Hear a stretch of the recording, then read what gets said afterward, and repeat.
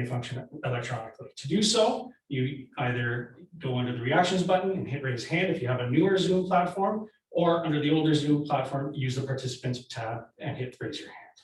We will unmute your microphone when you are asked to speak, and then we will allow you to ask your question and put you back on mute for the answer to be heard. Also, if you're having any IT issues, if you're having trouble hearing us, please submit any chat over to PIDE IT support. Next slide, please.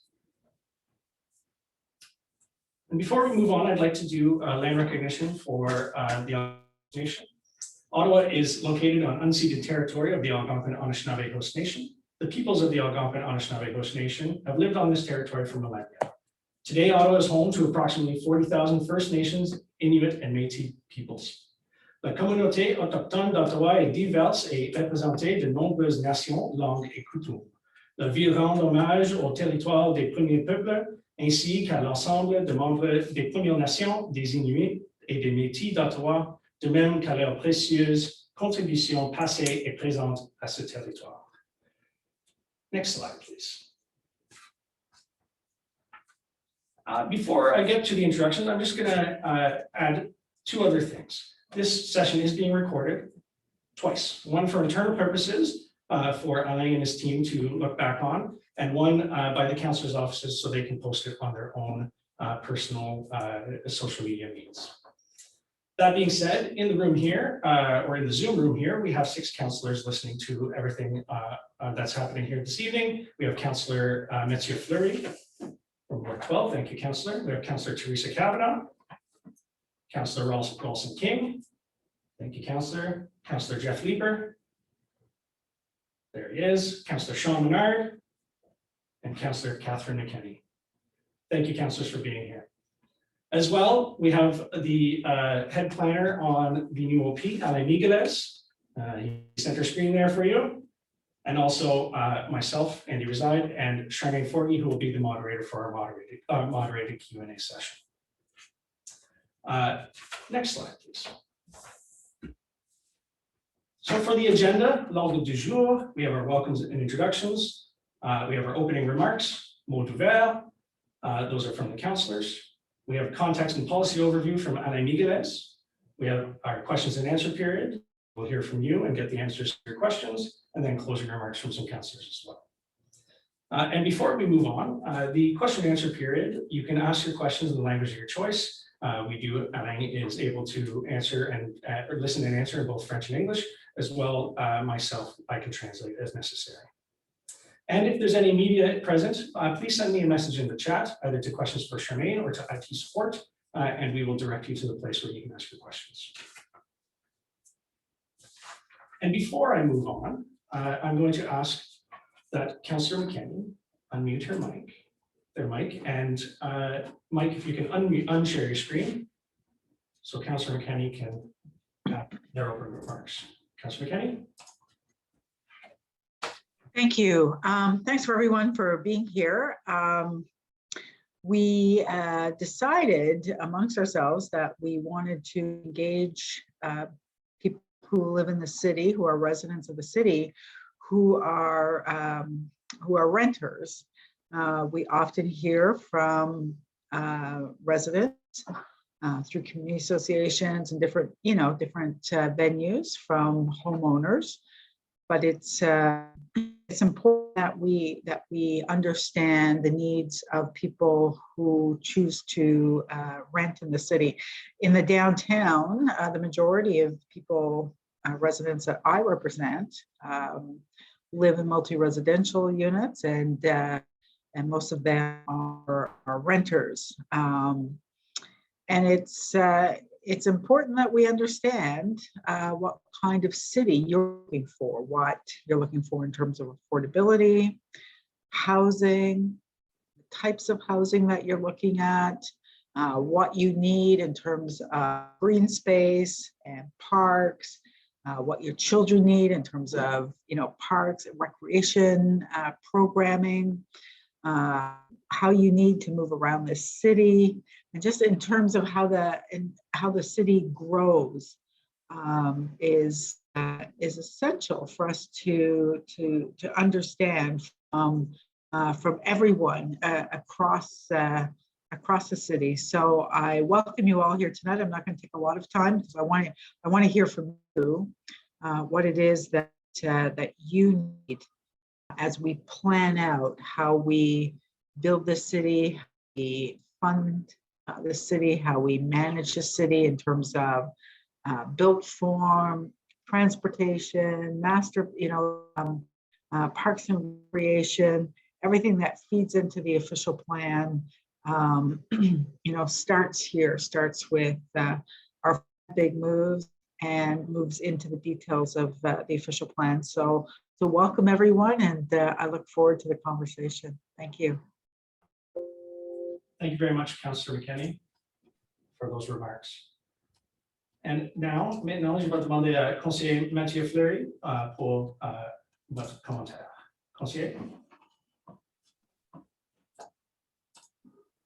Good evening, everyone. Bonsoir à tous. I want to begin by recognizing someone's special birthday. Councillor McKenney, whose birthday is this evening, is joining us on this important session. And I know that Catherine, because we work closely together, is passionate about housing, passionate about affordable housing, passionate about our city.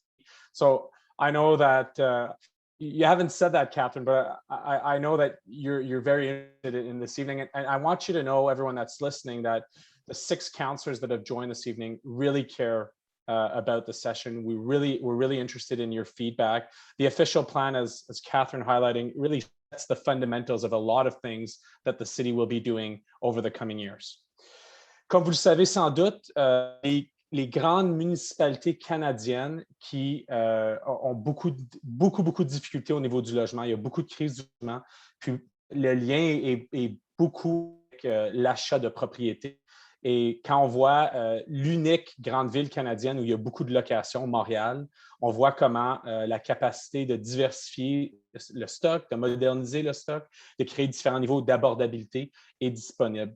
I too want to hear this evening what amongst the renters is the most important in terms of the future built form of our city. Where would you like to live? How does that look like?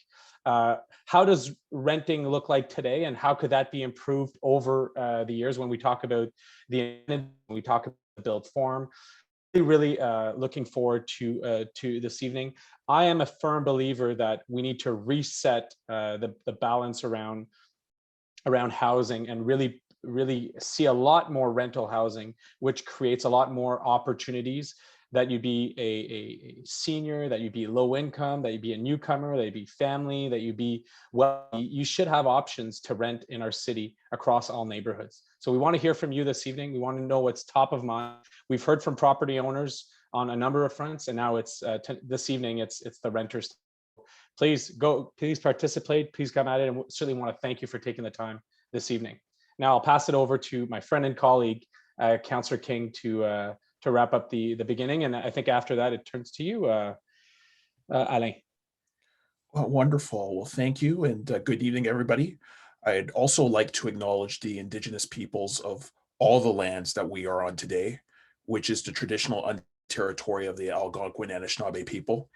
While we meet today on a virtual platform, I'd like to take a moment to acknowledge the importance of the lands which we call home. We do this to reaffirm our commitment and our responsibility in providing relationships between nations and to improve our understanding of local Indigenous peoples and their culture, especially in light of the horrible discovery of 215 children at Kamloops, which especially emphasizes the need for truth, reconciliation, and action. Action for cities emanates from its official plan, which ultimately is its official blueprint. So it is absolutely important to hear from you as the plan sets strategic long-term goals for the community. The plan not only has impact on landowners, it also impacts everyone, including renters. And this is especially important to me as being the child of immigrants. I grew up in apartment buildings and in rental type developments for the first 28 years of my life. So I understand that, the impacts to renters are very important, and often we know that renters spend a higher proportion of income on their housing needs. So it's absolutely important to have a plan that addresses where new affordable housing will go, as well as industries, offices, shops, where they'll be located, and when and how development is going to occur. What types of services we need, whether that's transportation, water main, sewers, parks, recreations, and schools, along with the need for comprehensive land use policies. And so these elements are as important in terms of your comments as other property owners and managers within the city. So as a consequence, it is important to hear your concerns, especially as we entertain the prospect of 15-minute neighborhoods. And so that's why I'm so gratified and pleased that you're with us tonight and you're participating.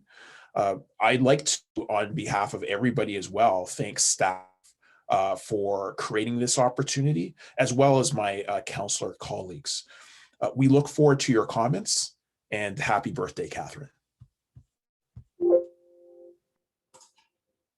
Thank you very much, Councillor, and all councillors for your opening comments. And with that, I will pass it to Alain Midouez for his presentation. Alain? Thanks, Andy. Merci, messieurs les conseillers, et bonsoir à tous, messieurs, mesdames. Good evening, everyone. My name is Alain Miguelez. I'm the Manager of Planning Policy and Resiliency here at the city. My team is preparing the official plan, the new official plan that you may have had a chance to see. What I'd like to do is give you an overview of what you can expect to read in the official plan. And I would also like to maybe highlight a few of the ways in which we think the new official plan is an improvement on the existing official plan. As Councillors King and Fleury have pointed out, we do have a housing emergency, and Council actually declared a housing emergency. It's not only for ownership housing, it's actually for all types of housing. Councillor Fleury mentioned Montreal. Statistically, Ottawa is second after Montreal for the highest percentage of households who rent. More than a third of all households in Ottawa rent their homes. So we're second after Montreal among all Canadian big cities. So it's a very major issue for Ottawa. And we've always said that in order for Ottawa to stay competitive, we need a healthy housing market and a healthy rental market. That's how the city can breathe, not just economically, but socially as well. So let's get started. Next slide, please. So if you've been following along, the new official plan that we've presented basically sits on what we call the 5 big moves. So the 5 big moves are the main principles on which we want to grow the city for the next quarter century. And each of those is a big move for a city like Ottawa. The first one, as you'll remember, was that we want more growth through intensification than through suburban expansion. And that was a big move because up until now, it's been the other way around. It's been most growth through suburban expansion and will encourage intensification. The city is making this move for a number of reasons, obviously affordability, but also from an equity perspective, mixed neighborhoods are much more preferable than segregated neighborhoods. And we do have a legacy of urban planning from the 20th century that has focused a lot on segregation of what we call land uses. So all the houses here, all the stores here, all the parks here, all the malls here, all the jobs here. And now we're trying to think of the city more as an integrated community, and that includes housing. The second big move that is very tied to the first is mobility. We want more than half of all trips in the city to be through sustainable modes. So that's transit for longer distances, cycling and walking in the neighborhood for shorter distances. And again, that's much part of the equity that we want to improve upon in the city. Public transit is public space, and so is the street, and so is the sidewalk. And to have more people participating and taking ownership of public space and of mobility is something that we feel very strongly is going to improve equity for everybody in the city. Affordability is very much part of our third big move, which is resiliency writ large. For the city to be resilient, it has to have opportunities for everybody across the spectrum. So you're going to see in the official plan a number of policies, and I'll walk through those that focus on that specifically. I'm going to talk about types of housing, and I'm going to talk about some of the renter protection policies that we're proposing in the official plan. Next slide, please. So next slide, please.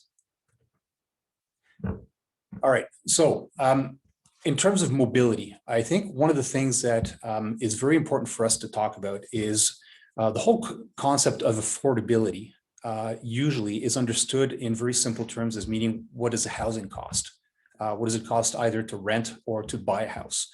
But in this official plan, we started to broaden the definition of affordability. And we include in the definition of affordability transportation to and from whatever housing people are in. And it makes a big difference if people are in neighborhoods where they can viably function foot or by transit, or if they are at a location that forces them to own and operate a private vehicle. So a private vehicle is a big hit on a family budget, and we want the city to offer residential opportunities to people in neighborhoods where it's possible to function without the need to operate a private vehicle. People have the choice to do it, but if it's a need, then it starts to become inequitable. It is a hit on a family budget, and it starts to distort the housing market as a whole. So you're going to find a number of policies in the official plan with respect to mobility. There's a call for a major shift to reduce car dependency and to start to really increase sustainable modes of transportation. The way we do that is we've mapped the city in concentric circles, and we want to have the right policies for the right areas. Downtown core is a very particular context. The inner urban area, where a lot of the existing 15-minute neighborhoods already work well, but they're getting very expensive because of how popular many of them are. That's another context. The outer urban, which is about to get a lot of transit with stage 2. That's a completely new context for us to wrap our minds around. And then the suburban areas, which with the transitway have developed very good transit to and from downtown, but not necessarily within the neighborhoods in each of the suburban communities. We also have new policies to continue the work we started on complete streets and to better balance the distribution of space on a street between all users. Next slide, please. So, as I said, we want a broader understanding of affordability. There's another distinction that we introduce in the new official plan. The current official plan talks about affordability for up to the 30th income percentile. And up to the 30th income percentile usually falls also under the city's housing and homelessness plan, because that is housing that requires subsidy, typically. The new official plan now starts to talk about housing for the 30th to 60th income percentile, which represents an increasing number of people that are really having a tough time making ends meet, and where the cost of housing is really taking off and leaving people behind. So we have that new definition. Again, some of the things that we want to do in the official plan is to encourage the construction of new housing, new rental housing. So there's a number of ways that we do that. We have permitted for a long time in the city secondary dwelling units, so you can add an apartment to an existing house. We were the first in Ontario to allow coach houses, and so far the rule was you do either one or the other. In the new official plan, you're allowed to do both. You're allowed to do a coach house and add an apartment to a house. The other thing that's really important is, and this is something that's perhaps a big contrast with what you might see on TV from American shows. Our official plan doesn't talk about renters and owners. We talk about housing, and we don't distinguish between tenure, for the simple reason that we don't want to discriminate. There's nothing in the official plan that would say rental housing is allowed here or is not allowed here. We're talking about housing, and it doesn't matter if people own it or rent it. What we do want to make sure is happening is that we are setting out the rules that will allow for the construction of housing that is rented. So I talked about secondary dwelling units, but we've also introduced a number of policies that are going to open the door to what we call the missing middle of housing, which is low-rise buildings that fit well into neighborhoods that can be ground-oriented, where people have a yard to play outside, but there's multiple dwelling units inside the building. So far, we've been doing well in some areas of the city, but we want to expand the geography of the city where those choices are going to be available. Next slide, please.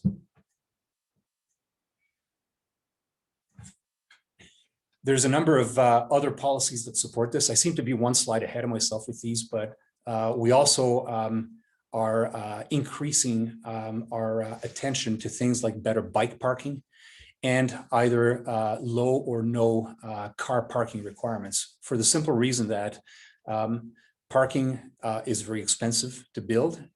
It takes a lot of space if it's on the surface of a piece of land.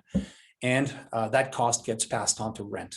So we're not saying that people are not allowed to develop rental housing with parking, but we're also giving the opportunity for rental housing to be developed without parking so that the cost of those apartments is less. And in areas that have good transit service, good bus service, O-train service, or are walkable to main streets, we've already seen quite a number of those apartment buildings with no parking get built. The good thing about it is they don't generate traffic because tenants who rent those units, they know that there's no parking, and therefore it's typically tenants with no cars. And they fit really well into neighborhoods. There's no driveway, there's no extra pavement. The trees get to stay on the piece of land. So there's a number of policies that start to connect in terms of how we build the city. Next slide, please.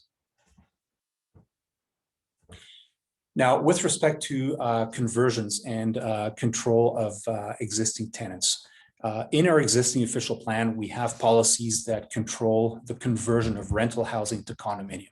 And the rule is you can't unless the vacancy rate is high and unless the apartments are rented at or above the average as tracked by CMHC in any particular zone. What we're adding in this official plan is a new policy that will allow the city to develop a protocol to protect tenants in case of demolition.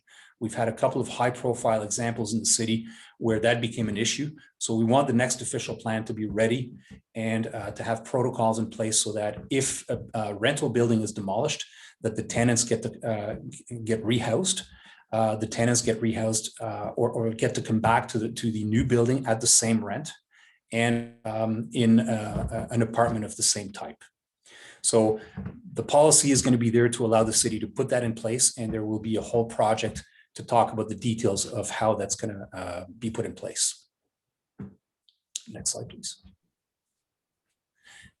And maybe just before we go, I know that there may be questions about Airbnb. So the city just adopted a short-term rental bylaw. This is something that also had started to eat at our rental supply. I can answer basic questions about that. I'm not an expert on the bylaw, but I know that it's in connection with work that we've done in our department to make sure that we're protecting the rental stock of the city. So thanks for your attention and happy to take questions. Merci beaucoup. Merci, Alain.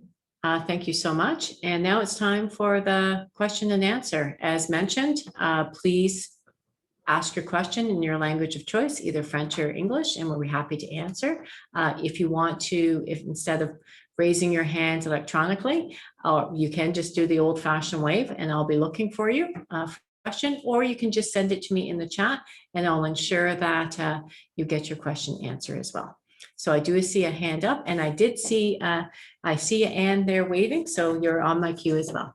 Okay, Norma? Yes, hi, thank you. I have a comment about the transportation and what's going on with affordable transportation. My daughter, I live in the West End, I live in the Bayshore area, and my daughter is hearing impaired, which means very often I have to take her to CHEO. We normally take the bus and now LRT. But it still ends up an entire day trip, most of which is spent on a bus. Is there any sort of plan to help residents who live further away get to our children's hospital? It is a very, very wonderful children's hospital, but it is difficult to access transportation to get from West End and other neighborhoods. Thanks for the question. So Depending on where in the West End, I think the first answer we would give is stage 2 of the O train is going to take line 1 all the way to Baseline Station, and then what will become line 3 all the way to Moody. And from lines 1 or 3, it's transfer at Herdman to the 45, and then to the, so with the O train, it'll be much faster. I realize that now having to transfer at Tunney's and get on the O train at Tunney's is an additional transfer and additional time. But that's why council invested so much in extending the lines out to the west and southwest. Thank you, Norma. Did that answer your question? Yes, it did. Thank you. Thank you. Okay, I'm just going to take one from the chat. Can you please explain what is intensification? Sure. So intensification is adding more people, jobs, and buildings to an area in order for there to be, shall we say, a critical mass of people in a neighborhood that allows for services, amenities, local shops to be viable. So intensification, it can be at a very small scale, adding an apartment to an existing house, or building a double of a single, or building a triple instead of a double. Or it can mean things like taking an old gas station or an empty parking lot and putting a new building there. It can mean taking an existing shopping center and adding apartment buildings to it, as you can see at Westgate or Elmvale. It can be building a whole new building where there was a smaller one before. And the official plan says where each type of building should go. So neighborhoods, usually it's low rise. Main streets, it's mid-rise buildings, so 5 to 9 stories, and hubs where we've got the O train stations and the transitway, higher-rise locations. Thank you, Alain. Anne, I'm going to ask you to unmute yourself. There we go. There you Done? go. Yeah, that's Okay, good. thank you. You're welcome. So right now we're number 2 in Canada, and about a third of our population are renters. Where do you see that number growing in the next 10, 20 years? Okay, thank you. And Alain? Well, I think generally speaking, Ottawa is enough of a transient city that it will always have a high percentage of renters. We're the nation's capital, so there's people from all provinces that here. The public service comes from far and wide. We're the nation's capital, so there's embassies. So there's people from different countries that come here for short tours of duty. We're a military center. We're an academic center. There's the university, so there's students from other parts of the country and from other countries that come and go. And we're a large center, so we attract from Eastern Ontario, Western Quebec, and other provinces as well. So I think the answer is yes. And we do see it very much as a healthy part of being a growing city. Oh, I agree. And in fact, to that point, I see a lot of seniors now, 80s, 90s, single woman seniors, and they're cashing out their houses and renting as a choice. It's not like sort of, oh, you have to do this because you're poor. So there's a mindset change going on in that generation. And I think that more of them are going to go to renting too. It's so easy for them. So I think this is all good that we're paying attention to the renters for those reasons. Absolutely. And we know that there's people already in some of the old that have been renters all their life, and Golden Triangle, Glebe, Sandy Hill. So it's been part of our fabric for forever. Thank you, Alain. Another question from the chat. How can the city influence landlords and tenants since the tender of the land is not under its control, but they're under provincial control? So how can the city have influence over the landlords if this is a provincial matter, not a municipal matter? I mean, it would depend what type of influence we're talking. Obviously, there's the Landlord Tenant Board and the Landlord Tenant Act that governs relations between landlords and tenants, and the official plan doesn't touch that. The plan is under the Planning Act. So it basically guides where buildings go, what type of buildings, what size of buildings, and how people get to move around in the city.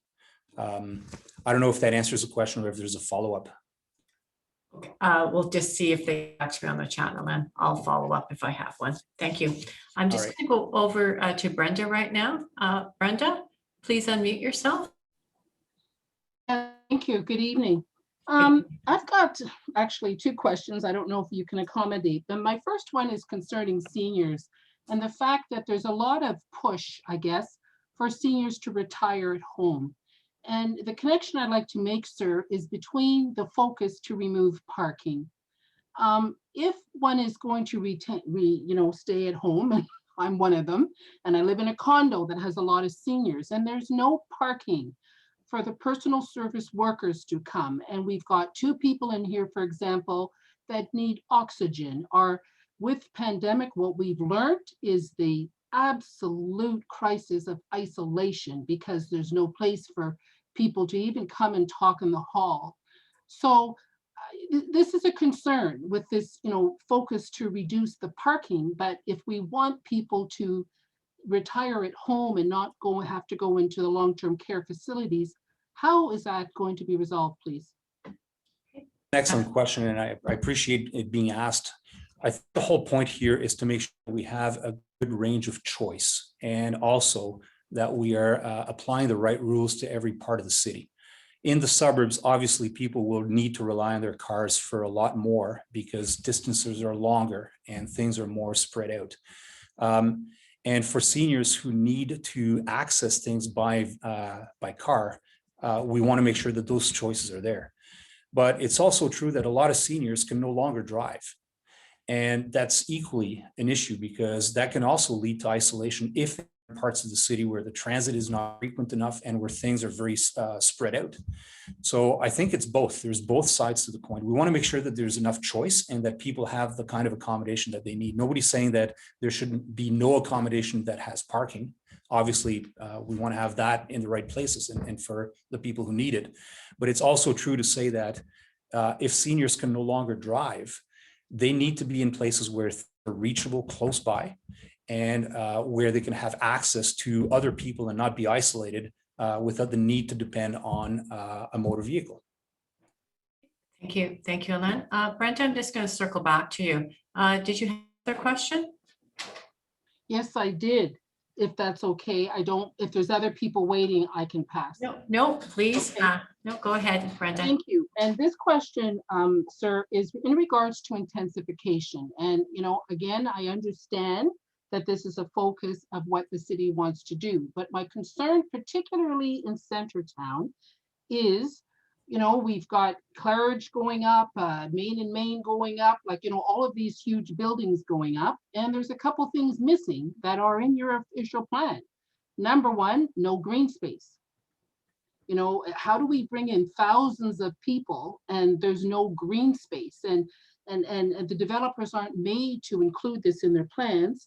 And then the second part is there going to be a focus to make sure that the amenities we need with all of this intensification, grocery stores, hardware stores, drugstores are there. So, it's fine to say we're going to have urban growth, but there's other parts that need to go with it that the developers don't seem to be forced to do. Thank you. Yes, and thank you, Brenda. That's a really good question as well. We noticed as well that with the influx of new population in the downtown core over the past 15, 20 years, that there is a need to look at and make sure that everything else is keeping up in the neighborhood. And so you'll notice in the new official plan, we have much stronger policies on parks in the downtown core.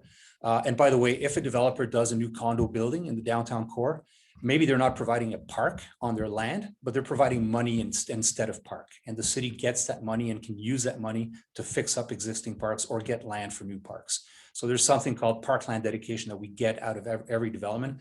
And we obviously are going to continue doing that.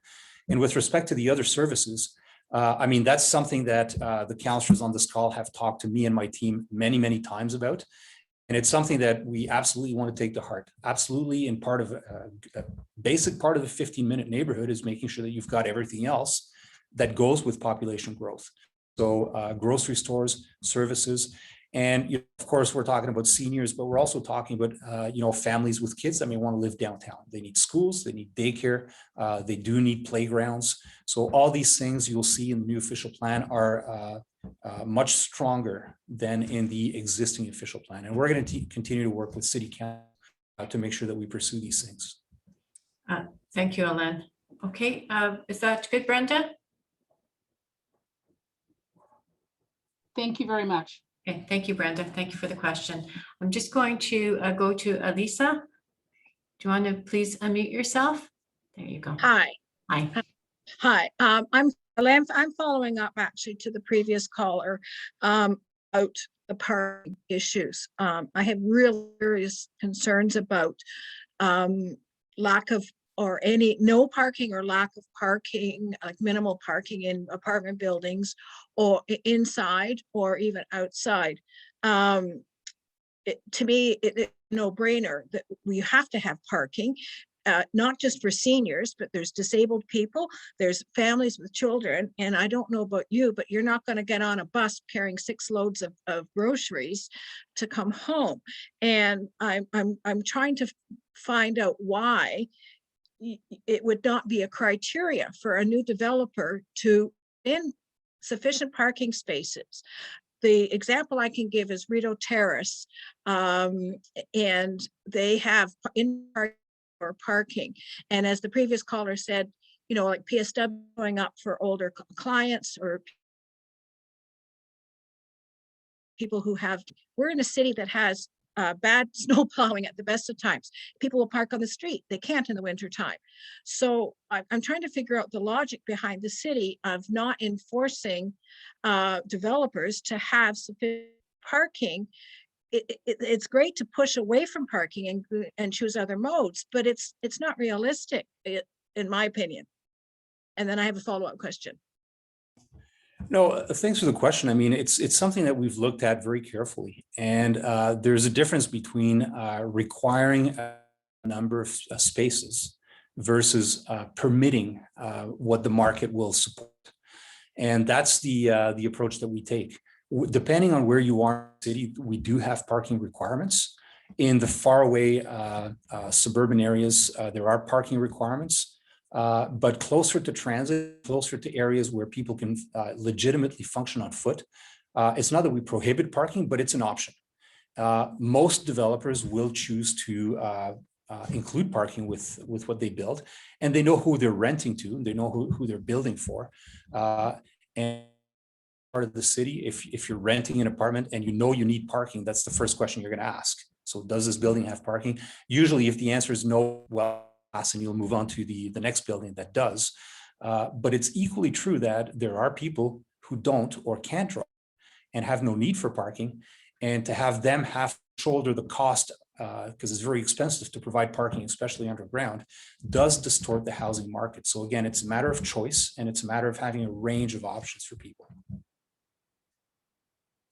Thank you, Ellen. And Elisa, you said you had a follow-up question? There you go. Regarding intensification, as you may be aware, Alain, I'm in the Manor Park area, and huge concern because you mentioned in your introduction, you know, that many places would, people would be displaced if a developer comes in to build some new places, and housing would be found. And here there's 650 units that are up for demolition because the developer wants to put in over 9,000 new units of apartment buildings. But where are these people going to go? The 650 that are being displaced, they're at the, are you saying that they're the city is going to do something, or is it the developer that will have to do something to help these people find equal value, affordable housing? I don't see that. So I know Councillor King is on. Developer as being realistic. Sorry. Oh, so sorry, I think your audio cut out. So no, I know Councillor King is watching, and you know, I'll definitely ask him to add a few comments. But what I mentioned is that in the new official plan, we are proposing a new policy that would allow the city to have a system in place to make sure that if there is tenant displacement, that there's protections in place. We don't have that policy in the official plan right now. Thank you. And just to build on that before I go to Councillor King, a question came in too. Can you please go over the renovation policy overview again? There was nothing in there about the need to provide nearby housing between evictions and move-in to the new building. Is that planned or is that not in the scope for the policy? That's a really good question. So what we are proposing is a policy that will allow the city to have a system in place that will address all those things. Right now, we don't. So policy says the city may adopt a framework through which, if there's a demolition and there's tenants, that their rehousing is assured nearby, and that they have a right to return to the original location in an apartment at the same price and of the same type.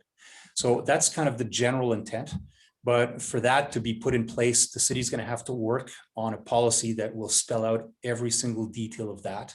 And that's something that the new official plan will allow us to do. Okay, thank you, Alain. Councillor King, do you have a comment? I do. I just wanted to say that obviously, and I think I speak with the majority of the urban colleagues that are here on this call. We want to move towards policies that ensure that residents are not displaced when we have these redevelopments that occur. So there is some discussion about that. I want you to know, in the context of Manor Parks Estates and that official plan amendment, we are having a number of public meetings. We had a meeting with tenants who live in Manor Park Estates.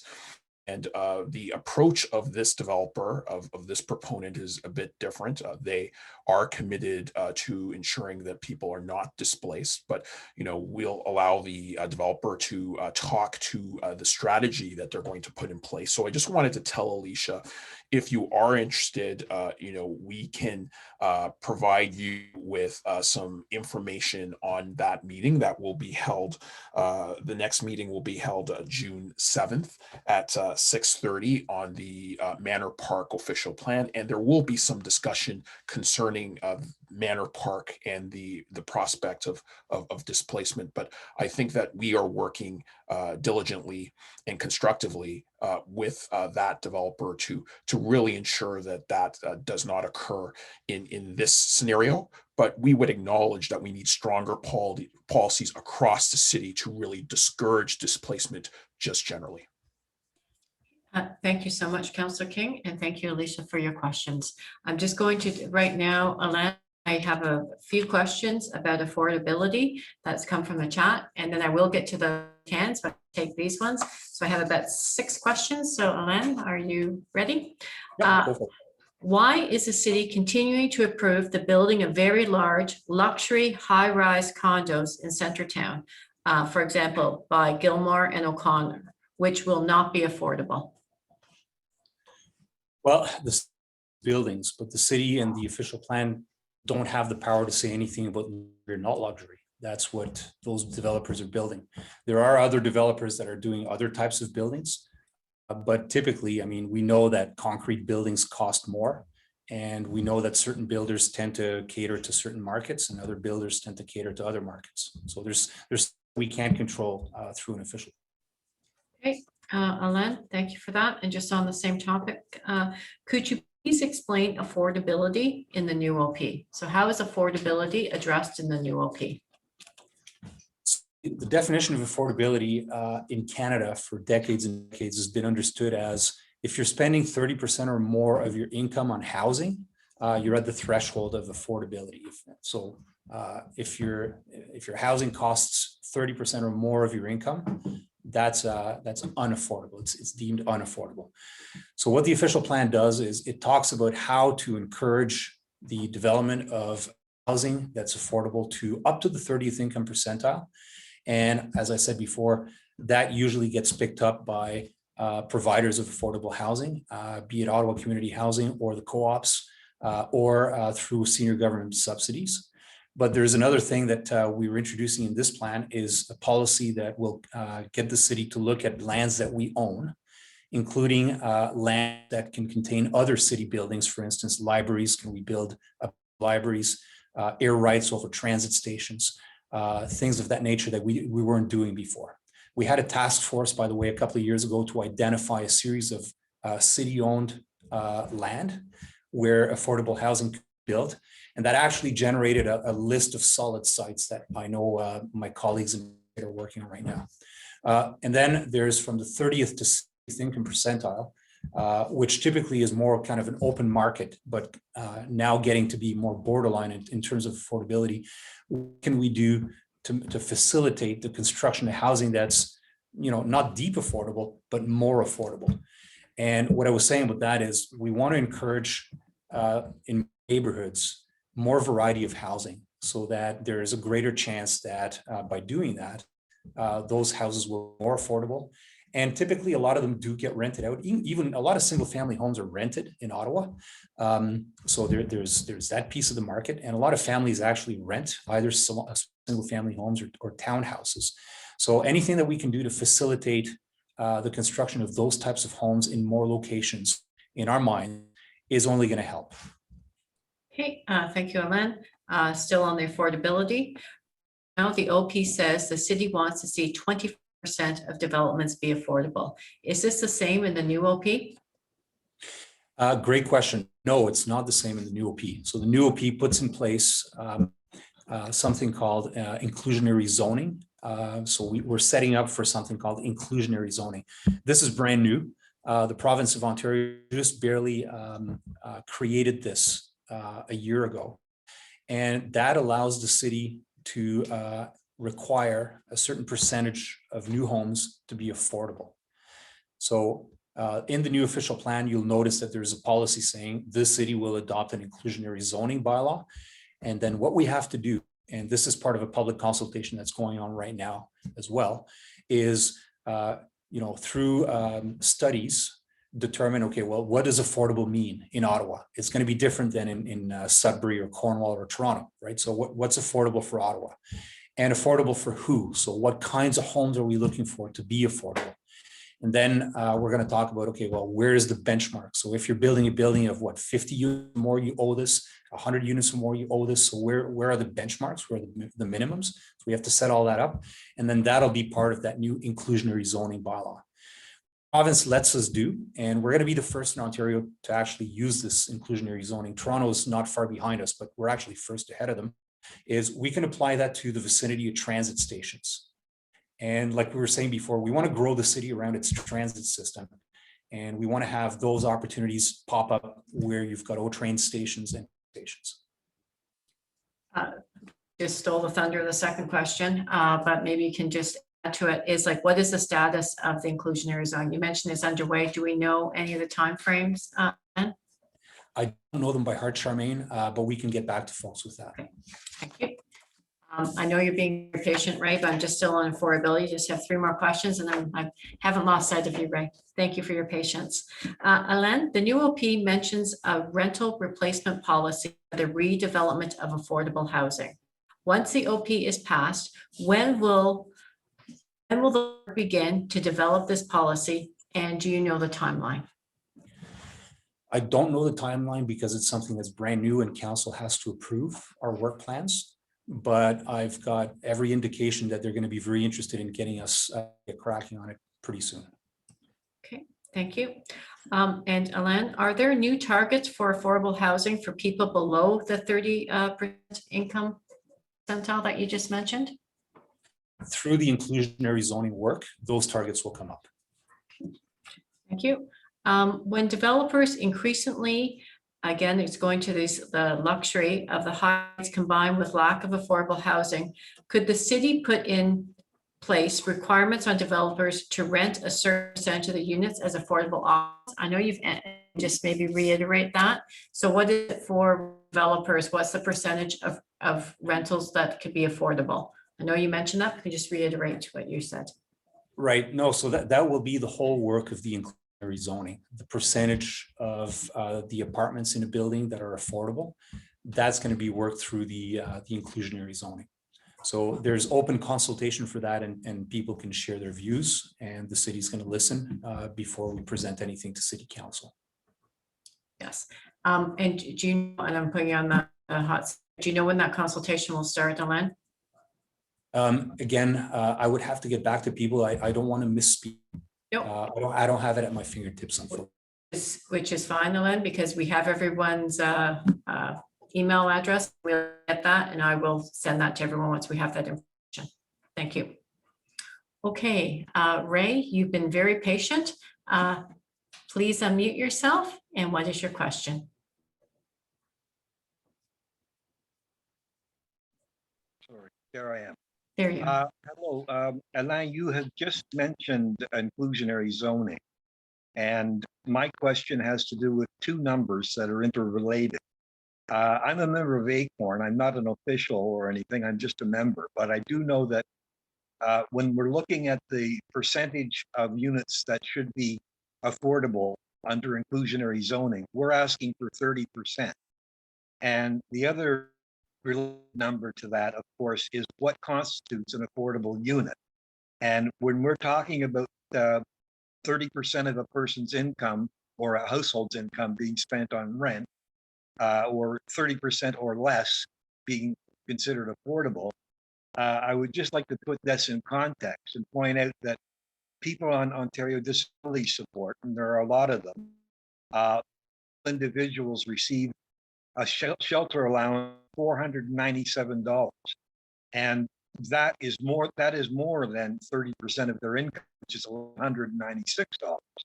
So would there be any possibility that inclusionary zoning might include as affordable units that are actually down around that number, the shelter allowance for people on Ontario disability?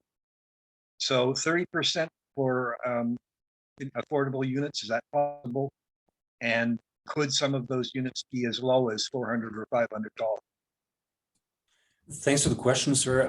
I'd like to ask my colleagues who are working on inclusionary zoning maybe to get back to you and to answer some of those questions, because I think that's where those questions are going to be dealt with. What we're doing in the official plan is simply putting in place the policy that will allow the city to adopt an inclusionary zoning policy. So I know I'm not answering, but there's a separate process that will deal with all of that. And it's staff that I can ask to contact you with the details. Thank you, Alain. And as mentioned, I'll get the details about the inclusionary zoning of when the consultation will begin, and I will send it to the group because it seems to be a lot of interest.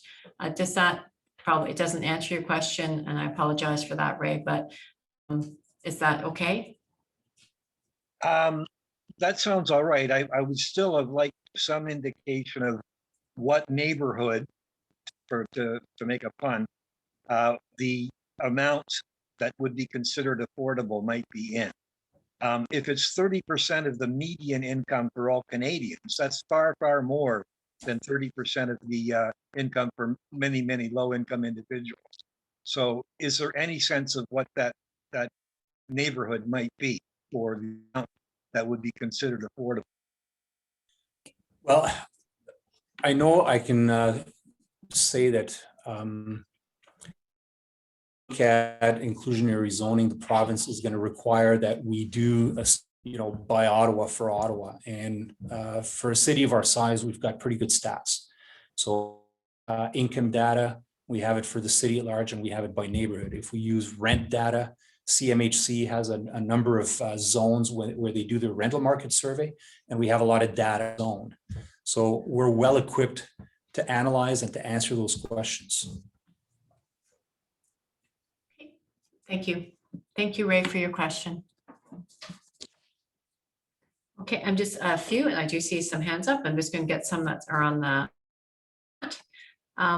Alain, we're on housing type now. I have a few for housing type. What types of policies could the city adopt to promote building more housing for renters? So policy that the city could adopt to promote the building of housing for renters. Alain? Yeah, I think there's several. I mean, one of the things is, as I said before, is when we think of the city, we don't think in terms of owners and renters. We think in terms of housing, and we think in terms of complete neighborhoods. And complete neighborhoods has both owners and renters. neighborhoods have the things that you need on a daily basis. So the whole point of 15-minute neighborhoods is to make sure that all of our neighborhoods are developing, normally as city neighborhoods should, with that variety and that range. Every neighborhood is different. Every neighborhood is at a different stage of evolution, but basically we want to allow as broad a range of housing types to be built. So some of the things, again, that we do, scale, we let people add apartments to their homes. We let houses on their property. We support mixed-use buildings. So those are the types of buildings that go on main streets where you have stores along the sidewalk, but you have apartments above. We look at city-owned lands and where, apartments could be built above city facilities. We are introducing a number of new hubs and corridors in the new official plan, and those are going to be streets, they're matched with the transit service, and those are going to be streets where we're going to encourage the production of more diverse ranges of housing types. So there's a number of things that we're doing in this new official plan that we weren't so much doing in the former one. Okay, thank you so much, Alain. And now I have it's still on housing type. Has there ever been, we ever considered to create a centralized rental housing registry that can help support owners and potential tenants find each other in a safer way than currently done privately? I honestly don't know the answer to the question. I don't know if we considered it before, but if it's an idea that you'd like to submit, we have this email box that Charmaine usually always plasters all over our PowerPoints. It's newop@ottawa.ca. Please share your ideas with us and we'll take them into consideration. Thank you, Lynn. And I'll just ask someone to post that in the chat. Thank you so much. We're going to still stay on, we're going to talk about landlords. What does the city do about landlords whose business model depends on maximizing cash flow by having high renter turnover and increasing rents rather than capital appreciation? Well, again, that's a little bit outside of what the official plan would deal with, but in Ontario, there's guidelines for rent increases and people are not allowed to increase rents beyond the guideline. It's kind of a chicken and egg situation. I mean, if there's tenants who are moving out quickly and they vacate apartments, in Ontario, we have decontrol. So an apartment is vacated, then the guideline doesn't apply anymore. The landlord can jack up the rent as much as they want. And there's nothing the official plan can do about it. That's more the landlord-tenant legislation. But by and large, I mean, if tenants are happy where they are and they're happy with the rent that they have, they don't have to move out. And the landlord can't increase the rent any more than what the province allows. And this year, because of COVID, the guideline is 0. There's no rent increase allowed in Ontario. Thank you, Alain. And I'm just going to go with one more question. And I do see, Badr, I see your hand up. I have not forgotten you. I will be there. Just when you mentioned COVID, I have a question about COVID. Are the changes with COVID being factored into the new OP? Like what, so the different changes of people working from home and travel and mobility has changed. Has that been taken into account?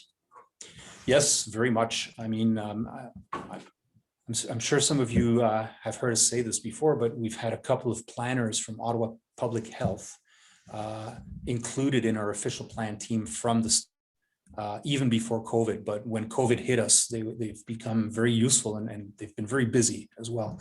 And they've been keeping track of not only all the numbers, how the pandemic is going, and neighborhoods. So the famous priority neighborhoods and postal codes. But also they've been keeping track of what other cities are doing and what it means for planning policy. And they found a number of things. One of them is obviously came out of the whole COVID is such a strong need for good public space, for good green space, things like linear parks, or being able to close streets so that people can go out and get some fresh air, especially in downtown areas. The experiment last year with Bank Street, when it was closed on weekends, was very well received and very much appreciated. It highlighted as well that You know, the access to green space is very important. In terms of commuting, obviously, we have to wait what happens after COVID passes. We're probably going to need to track what trends play out. There will probably still be workplaces, but if people aren't going to workplaces the same way as before, 9 to 5 days a week, we can anticipate that, you know, without physical distancing, people will be in their neighborhoods a whole lot more and will want to socialize in their neighborhoods a whole lot more. So that is actually going to lend support to the whole 15-minute neighborhood idea. And we can see that there's going to be probably a boost to a lot of neighborhoods. We're concerned about downtown and what's going to happen with the livelihood of downtown. And the official plan still places a lot of emphasis in having a lively downtown with arts, with culture, with nightlife, with information, with you know, a good residential population and services, and good public space. But the whole issue of people going back downtown to work is one that we need to monitor very closely. And obviously what it means for mobility is also going to change. But again, if there's fewer people going back and forth 9 to 5 days a week, perhaps it's a change in how heavy rush hour is. Perhaps it's a change in how we deploy the transit system. So these are things that we have to start to track as you know, physical distance requirements go away. Okay, thank you. And just on that point, has the city started communicating with the federal government with regards to the future of on-site work post-COVID and what possibilities this may mean for housing and green space in the downtown core for the next 5 to 10 years and beyond? I can't speak to discussions between the city and the federal government. I'm not privy personally to any of those, but it changes nothing to our priority to get more green space in the downtown core and to make sure that we improve public space in the downtown core. Those are going to stay as priorities. Okay, thank you, Alain. Thank you for your patience, Badir. Can you please unmute yourself? Thank you very much. First of all, I'd like to thank everyone here to give us the chance to listen to us and to be with us. Actually, somebody already mentioned my question, but I'd like to add a little bit to it. So really my suggestion is that the city will charge licensing or registration charge per month, such as $10 in the case on Toronto. That will give the city close with 141,000 rental unit, will give him a budget over $16 million. This will be enough for the city to hire enough inspector and staff. Also doing this will be also a way to track renovations, because if there is a registry, they will be able to track new building ownership, which often means a renovation. Thank you. I think you answered the question, but I thought maybe I'll just add to it. Thank you so much. Appreciate your comment and thank you for your patience. I'm just going to go to another before. I've got about 30 questions that have come in the chat, which I will get through, but I just want Adele. I know your hand has been up and down. I think maybe you were having IT issues. Adele? Unmute. Hello, am I there? Yes, you're here. Oh, yes, okay, thank you. Good. I wanted to address the 15-minute neighborhood issue. We have a problem in Ottawa, and I'm not even sure it's municipal jurisdiction. The hospitals are located in such a way that they're far from everything. Like the Queensway Carleton, I don't drive, I'm blind. I have no clue how I get by public transit to the Queensway Carleton. I'm going to the general campus next week. And when I went there for diagnostic work, I cabbed it and it was a half-hour cab ride. So I'm not even gonna, I'm being admitted at 6 in the morning. I won't be taking public transit. I wonder if the city might think about giving this a bit of thought as they upgrade the public transit system. Okay, thank you for that, Adele. Yeah, no, thanks very much. We'll make note of the comment, and I would say that it's pretty much at the heart of the strategy to develop a city of proximity and not a city of distance. Maybe I'll loop back to one of the questions at the beginning, which was, what is intensification? Well, it's really developing a city of proximities instead of a city of distance. That's really what it means. Okay, thank you. And thank you, Adele, for your question. Alain, how will the OP address neighborhoods with high levels of renters, such as Vanier? They have more than 2/3 of renters. Will there be targeted policies for these neighborhoods? We don't see a high percentage of renters as a problem, for one. So, I mean, I think Vanier is a wonderful neighborhood and it has its own identity and its history, which is one that I think the whole city cherishes. So the answer is no, there's no particular policies that affect neighborhoods that have more or less percentage of renters. If there's neighborhoods that have particular approaches to, let's say, built heritage, or other types of, policies in terms of what kind of buildings we want to be building there. We do have a secondary plan for Montreal Road, which is the main drag in Vanier, and we're very happy with that secondary plan. And that's typically the way that the city proceeds with neighborhood by neighborhood, specifics. Okay, thank you. This is about co-op housing. Has there been any discussion of increasing the number of co-op housing operations or opportunities attempting community-driven land trust? Do initiatives like this have a place in the new OP? I would say in general they do, but it's obviously up to the groups that are interested in pursuing them to put together their project. And the OP, again, talks about buildings and talks about housing in general, but we don't distinguish whether it's rental, whether it's co-op, or whether it's ownership. So we would work with whatever group is interested in pursuing a project like this, just to get the building right, to be a good neighbor, to be well placed on its piece of land, and so that it functions logistically well. Thank you. Well, I see your hand up there, Mary. Just a few more minutes just so I get through some of these questions. Well, family housing is very important. There are people who choose to live on their own and without children.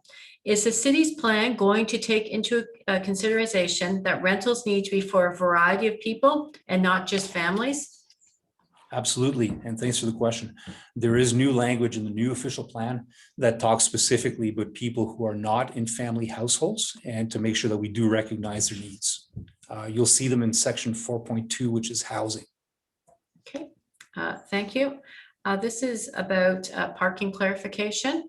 Can you please confirm that the revised OP now includes a proposal to eliminate parking minimums? And are we eliminating parking minimums in the downtown and inner urban areas? So the answer is yes to the first. We do have policies that would allow the city to change parking requirements and reduce them to zero on an area by area basis. That's not something the official plan does. It's something that the zoning does. And as for downtown, well, it's been done already. It's been done 6 or 7 years ago. What we have kept is mandatory visitor parking for high-rise buildings. Because we know that those buildings generate more of the kind of comings and goings that need to be handled on their site.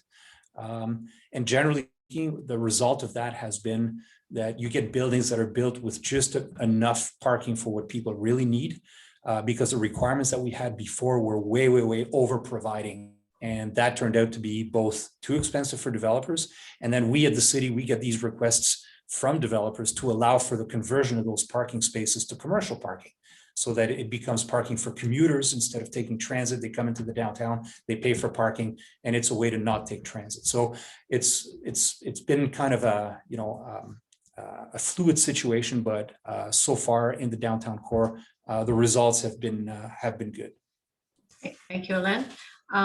Thank you for your patience. Over to you. Please unmute yourself.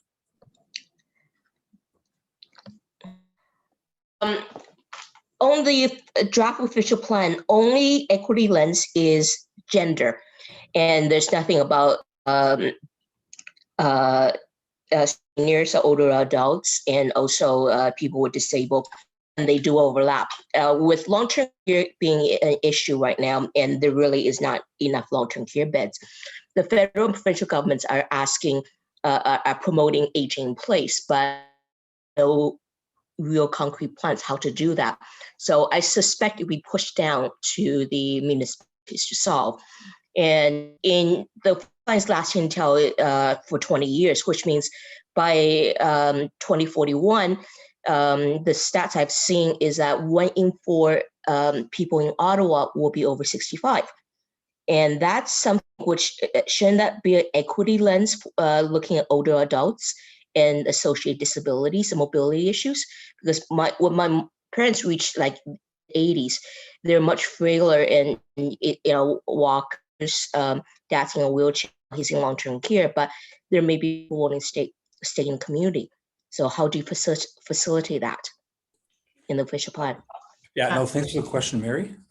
So we do have language in the new official plan about what we call complete communities. That's where the whole equity and inclusion lens can be most seen, and that's where we talk about seniors and aging and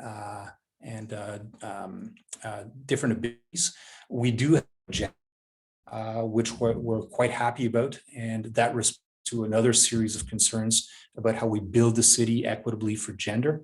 But I think it's not at the exclusion of the considerations that you're raising. And we're fully aware that the city needs to be welcoming to people at every age and in every type of ability. Again, the concept of intensification in 15-minute neighborhoods is to make sure that people can age in place. In a lot of neighborhoods, there's not a lot of possibilities for people to age in place, meaning to stay in the same neighborhood, but be in a kind of home that suits their need. In other locations, there is that ability, but there's other things missing, like there's parks missing. So again, we've mapped the city in concentric circles and by areas, by transect areas, is going to allow us to do a much better job than with the existing official plan at really targeting the right policies at the right places, see what the problems are in each direction or in each area of the city, and aim the right policies at each of those areas. Yeah, Mary, clarification? Yeah, I think I brought it up in the Big 5 moves and 15-minute neighborhood consultations before, is that the 15-minute neighborhood, there's a kind of base assumption it's a healthy adult, and it's a lot different radius if it's a elderly person or somebody in a wheelchair, for example. How do you bring an equity lens into that? Thanks for the question, actually. So we thought a long time about that, and I think what you'll find is in the mobility section of the plan, we've got much beefier policies that talk about equity and mobility. So we give a number of new policies to the design of streets, making sure that every user of the street and the public space in general is properly accommodated. And again, it goes by context. There's some parts of the city where that works well. There's other parts of the city where you need a little bit more, but it's not that far away. You just need that extra little nudge. There's other parts of the city where there's a lot of work to do, and we have to determine, well, what is the work that needs to be done? What are the first things that we need to do? Where do you start in order to have that start to spread and reach more parts of neighborhoods? So I would say, look at section 4.1, which is mobility. There's a long list of things that we are saying we should be doing with respect to streets and public space, and by transect as well. And we think that that's going to really help us when we talk to our friends in transportation, in terms of how streets are designed. And we know as well, I mean, of course, the official plan is an umbrella. It mostly deals with buildings. It deals with streets as well. It deals with mobility, but there's a number of other things that the city does in terms of maintenance and winter maintenance. And we want this to be everybody's official plan, obviously. So, I mean, with the aging of the population, these questions become important, not just for new development, but for everything else that the city does. Okay, thank you, Ellen. Thank you, Mary, for your question. We do have 8 minutes left, and I have, I think, 8 questions. And if I haven't gotten to your question, no worries. We will take the questions, do the response, and everyone who is registered, we will send those questions out. So Alain, this one, do the number and types of bridges between Ottawa and Gatineau come under the OP? I live in Somerset and I commute to Gatineau by bus or by bike. How and where can we cross the river has a big impact on the workday? So is that Right. something that you take into account? We take into account, but it's not really on the official plan. Bridges across the Ottawa River are a multi-jurisdiction matter. So obviously the federal government has a very important role, the two provincial governments and the two municipalities.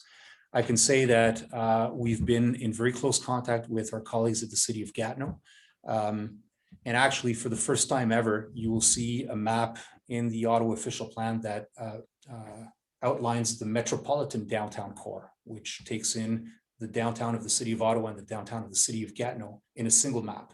It's not that we're giving policy to Gatineau or the other way around, but we're showing it in a map to be able to show crossings, to be able to see where streets end up on the other side, and to be able to coordinate. We know that there's a transit study going on to integrate the Gatineau system into Ottawa.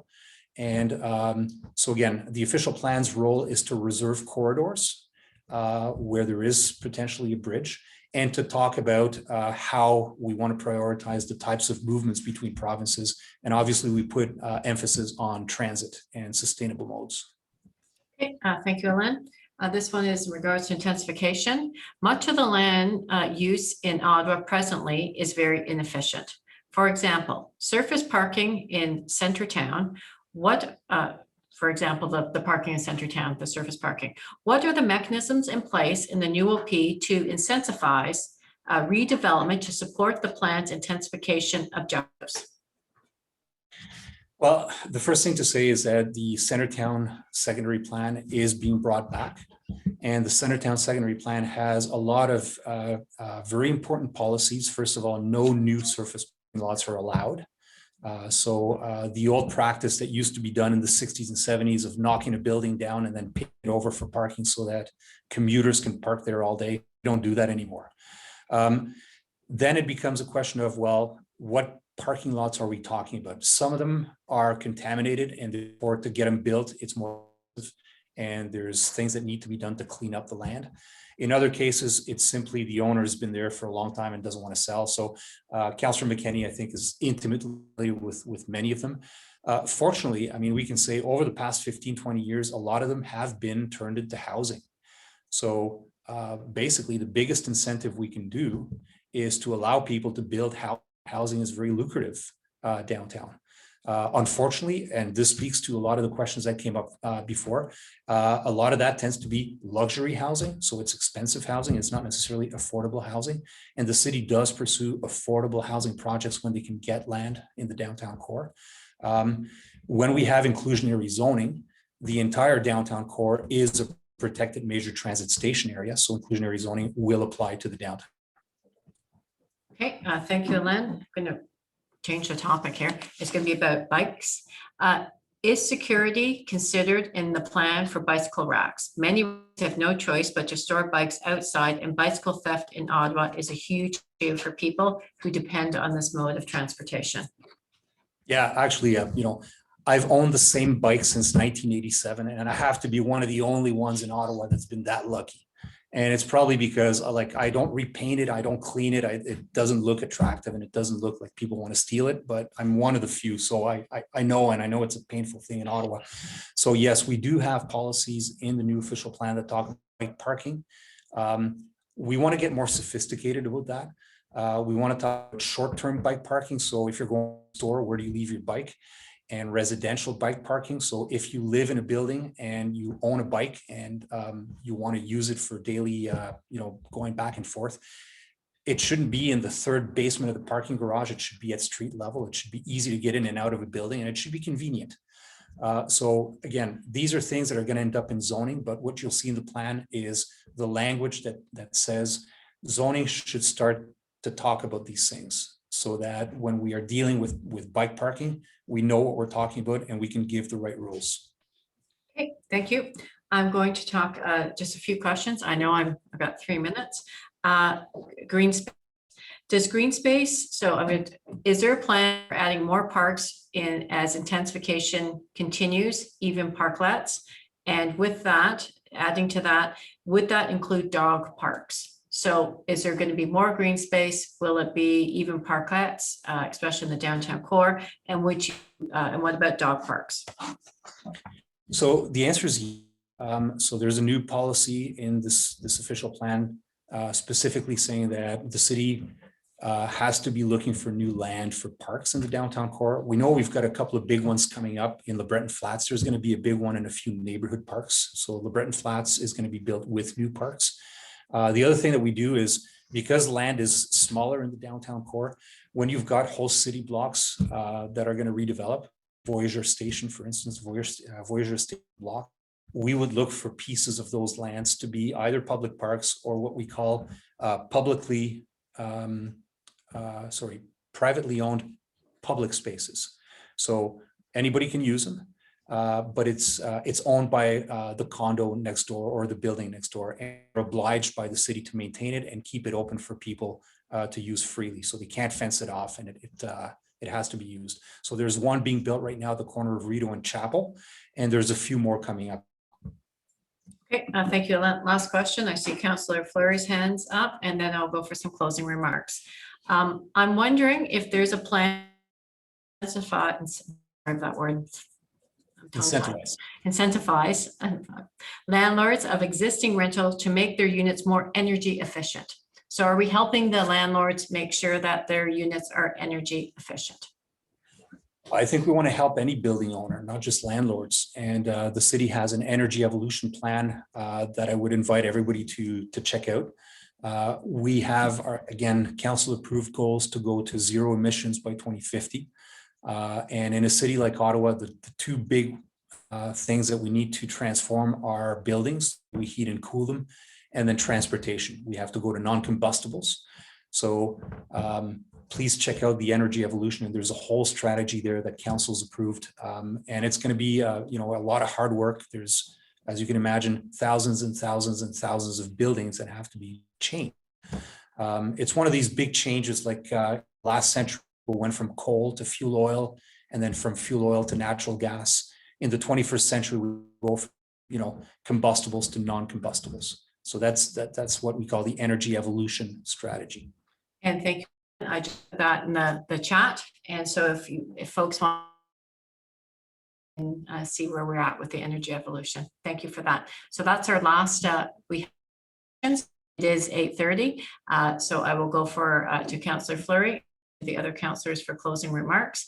Any questions that were not answered today, please be patient. We have them all. We will go through them. We will everyone that we have your email address, we will send them out, but I'm just going to manage expectations. It will take us a few weeks to do that, but I thank you. Councillor Fleury? Please unmute yourself. There you go. Charmaine, there was a really good number of questions that intertwine with parks. And as you know, another group is working on the parks master plan, and there's consultations that are being held next week. So I wonder if you'd be able to put in the chat the Engage Ottawa link, so that renters this evening could fill the survey if they're not available next week, or join us for the session next week on facilities and parks. Thank you very much, Councillor Fleury. And I think we've just put that in the chat as well. So thank you so much. Okay, so I'm just going to now, I want to thank everyone for your coming out this evening and spending this time with us. And I would like to thank the councillors for, arranging this as well, working with us. I'll just go over to Councillor Kavanagh first for some closing remarks. Over to you, Kavanagh. Thank you very much, Charmaine and Alain and the whole team who put this together. It was great to have the presentation, and it's great to have the focus on renters. In fact, it's kind of odd that renters may not feel welcome at our regular ones. Maybe they're dominated so much by homeowners.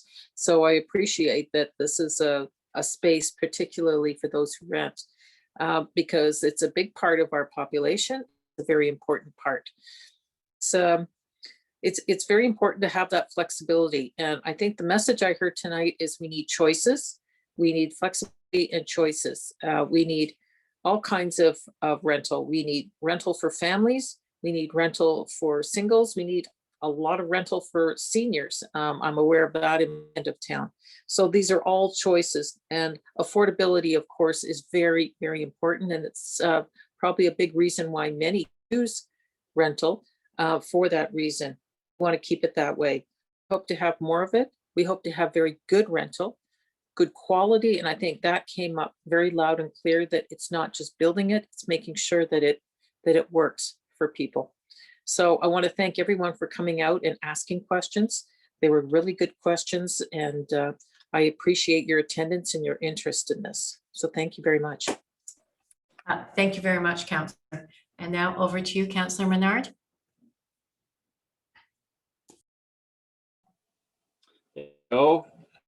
Thanks very much for holding the session, for attending today. It's nice to see so many people out for this. To staff, a good presentation on all of this and answering those questions.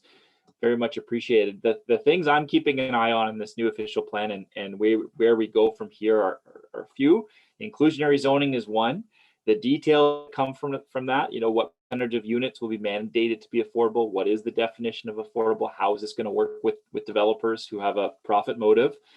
That's going to be important. The question around the rental replacement section, I think this is great that staff have put this in the official plan.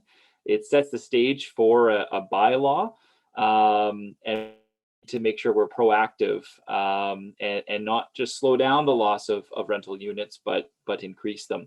I think on that score, the Airbnb rules that we've approved do a good job of looking to add more term back to the market. So what return to the long-term market are we going to be seeing from those new Airbnb rules, which are under appeal right now at LPAT, but eventually will come in, we hope. So we'll see what happens there. And then just a couple points that, you know, supply side solutions are not going to solve our problem. They don't affordable crisis. We can say we can build all we want, but you know, expanding the urban boundary historically, for example, has not led to more affordable housing. That's a fact. So from, you know, the vacancy rates, we know supply is not the issue either. So really, at the end of the day, it's public housing. That's what's going to help the affordability crisis that we see. The city, I think, needs to stop selling off public lands, thinking about more of the land that we can contribute to for affordable living, and really push for more public housing in our city. So I'll be looking for those pieces in the official plan as we move along. I think there's a lot of good starts here in the official plan that can lead to a lot of the positives that I've been talking about. So appreciate tonight, and thanks everyone for attending. Thank you so much, Councillor. And now for final words, over to Councillor Leiper. Thank you very much, Charmaine, and thank you very much to staff for assisting this evening and putting this presentation together. I can only echo what Councillor Kavanagh said, which as councillors often approached most often, except maybe for Councillor McKenney, by homeowners. And oftentimes the thrust is to try to preserve things the way they are. And I think that sometimes renters have a different perspective on their community that absolutely needs to be heard. And for that reason, I am thrilled this evening that we were able to undertake this. Heard a lot of really interesting things around how to move around the city, the affordability of the city, you know, stuff like that. I think I would just want to wrap up on saying you're all invited to learn more about the planning process. There's a lot of discussion in this evening's presentation about processes that are going to happen after the official plan is passed. Specific plans, specific bylaws that are actually going to be a part of the official plan. And it's important as stakeholders in how our city is being built, how it's going to grow, how it's going to evolve, that you stay involved over time. I would like to encourage everybody to consider taking what the city calls the planning primer. And I see that has been put into the chat. planning prior talks about how our city is planned overall, and it's really useful information for advocates and for residents who are interested in staying engaged with these kinds of discussions. This is really exciting times for city councilors, for residents, for staff. We are pushing the envelope in so many positive ways with this official plan, which is a very different official plan than what we've had since amalgamation.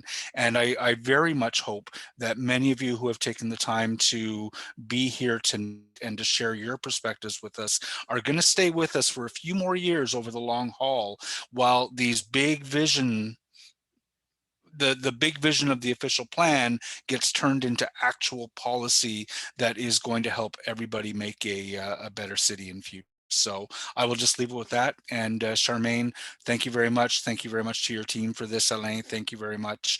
And thank you very much, everyone, for joining us this evening. Thank you. Thank you very much, Councillor Leiper. I'd like to thank Councillor Menard, Councillor Kavanagh, Councillor Fleury, Councillor King, and Councillor McKenney. Thank you so much for attending this evening. And of course, thank you. I always feel privileged to have the opportunity. I feel like I'm welcomed into your home. And so thank you so much for attending. I hope everyone's safe and enjoy the rest of your evening. Thank you so much. Bye-bye.